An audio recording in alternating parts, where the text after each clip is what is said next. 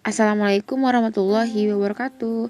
Berikut adalah video wawancara mengenai model pembelajaran IPS SD dengan identitas pewawancara yaitu nama Silviana, kelas PGSD 4D dari Universitas Juanda Bogor.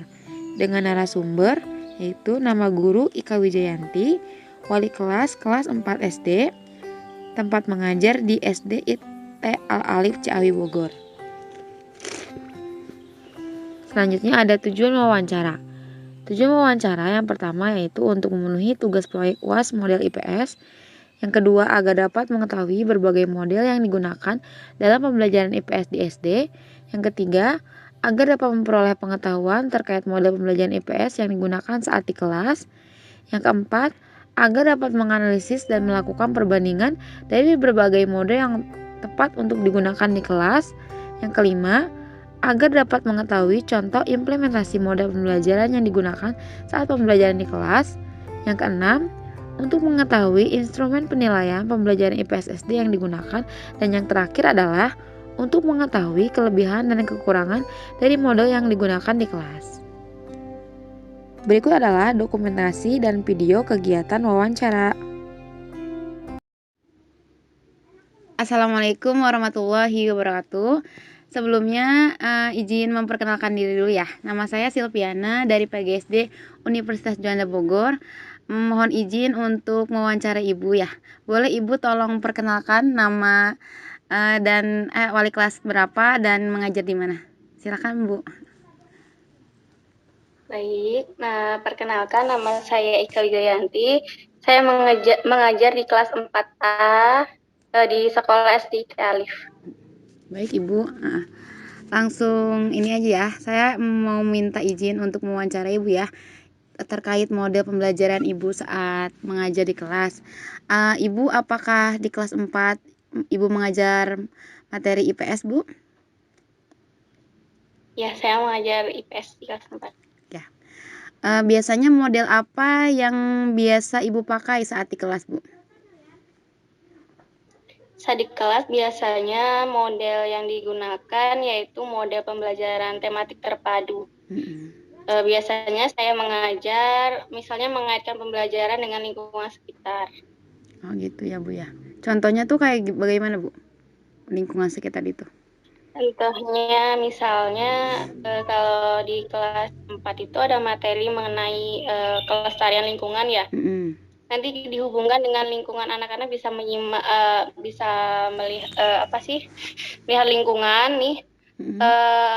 Gimana sih jaga kelestarian lingkungan itu? Contohnya seperti kalau buang sampah itu kan tidak boleh, dilarang buang sampah karena bisa mengakibatkan timbulnya bencana banjir, kemudian bisa menyebabkan tanah kurang subur dan juga lingkungan menjadi kotor seperti itu. Ya mungkin masuknya ke model contextual learning ya Bu. Jadi contextual learning ini berbasis kepada lingkungan sekitar, itu jadi dihubungkan kepada lingkungan sekitar kayak gitu ya. Ibu juga di saat pembelajaran apakah menggunakan model cooperative learning Bu, yang bekerja sama atau bekerja kelompok itu saat di kelas? Contoh pembelajarannya apa Bu? Bagaimana? Iya, kalau untuk kelompok ya, anak-anak biasanya kan di buku tematik tuh ada yang ayo diskusi, ayo berdiskusi kayak gitu.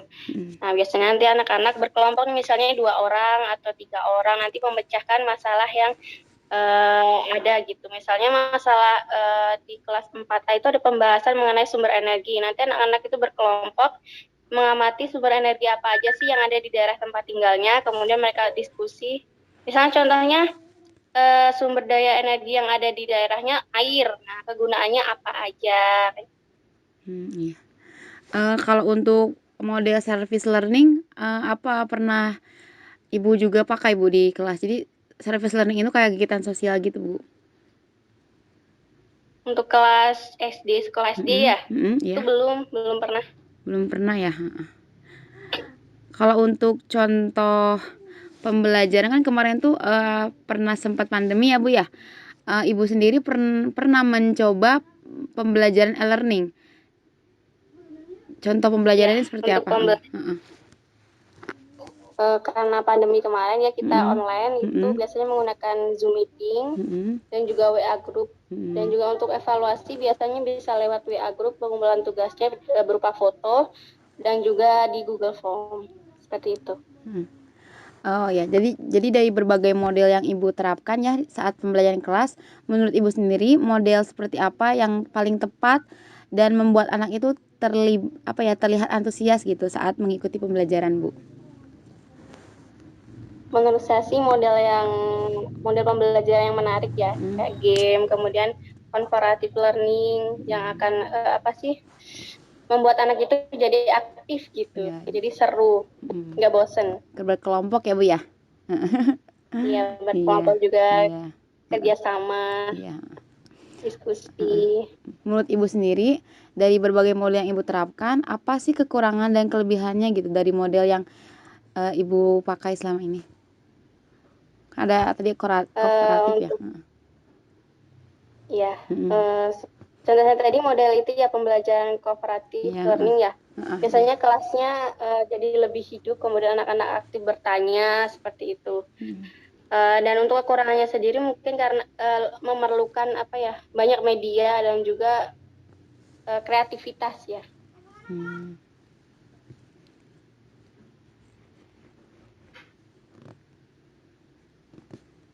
Oh ya. Kalau untuk penilaian instrumen yang biasa Ibu gunakan itu sendiri apa, Bu? Saat di kelas tuh penilaiannya. Untuk penilaian waktu pandemi itu menggunakan Google Form. Kalau untuk sekarang yang tatap muka terbatas itu biasanya tes ya, tes tulis. Tes tulis ya. Ada tes tulis juga, ada tes lisan juga sih. Jadi tes tulisnya itu berupa kayak soal pilihan ganda gitu, Bu? Soal. Ya, ada pilihan ganda, ada juga isian. Setiap minggu itu ada, setiap habis subtema itu kita melakukan evaluasi. Jadi setiap subtema selesai langsung evaluasi. Jadi tapi nanti itu berapa kali kalau sebelum UTS, Bu? Berarti berapa kali evaluasi itu? Kira-kira 2? Kan kalau untuk kelas 4 sendiri kan semester 2 ada 4 tema ya kalau nggak salah. Berarti ada sekitar 12 kali evaluasi. 12 kali evaluasi. Lumayan banyak ya, Bu. Ya. Jadi nah, kan Ibu udah berpengalaman kan ngajar IPS. Nah, bagaimana Ibu nih kesan dan pesan Ibu selama mengajar IPS ini dan apakah ada tips dan trik nih untuk saya yang belum mengajar di SD? Apa ada tips dan triknya agar anak tuh bersemangat untuk mengikuti pembelajaran IPS di kelas gitu? Untuk kesan dan pesannya sih selama ini saat mengajar sih seneng seru juga bisa.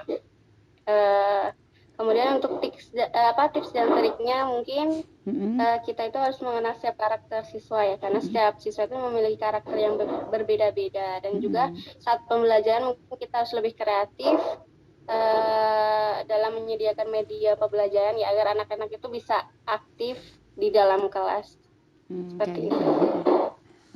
Mungkin jadi kita tuh sebagai guru harus aktif ya, Bu ya, harus pinter-pinter gitu mau menggunakan modelnya, medianya juga ya harus banyak gitu.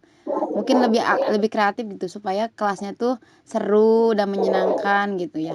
Ibu sendiri pernah menggunakan kayak media video atau apa gitu, Bu, di kelas? Atau biasanya hanya lewat buku aja medianya, Bu? Kalau untuk itunya, penunjang modelnya. Pas masa pandemi ya, pandemi itu karena online ya, biasanya juga menggunakan video. Kan ada SBDP ya, itu biasanya kita putarkan video mengenai tarian gitu. Kalau sekarang tatap muka terbatas itu kita lebih menggunakan model ceramah ya. Dan juga tadi seperti game kayak gitu aja. Oh ya, Bu, mungkin cukup sekian kegiatan wawancara hari ini ya, Bu ya. Terima kasih banyak atas waktunya. Mohon maaf apabila mengganggu waktu Ibu sebelumnya. Mohon maaf ya, Bu ya. Jadi mungkin cukup sekian ya, Bu ya. Terima kasih. Wassalamualaikum warahmatullahi wabarakatuh. Waalaikumsalam warahmatullahi wabarakatuh. Sama-sama, Silvi. Iya.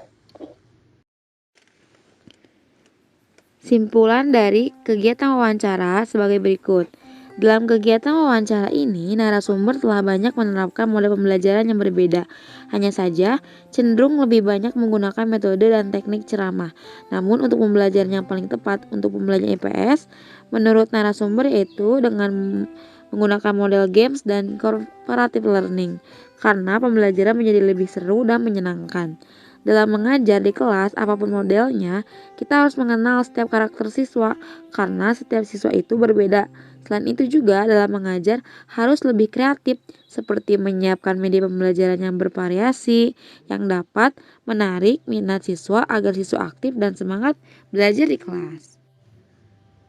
Mungkin cukup sekian video wawancara kali ini. Terima kasih. Wassalamualaikum warahmatullahi wabarakatuh.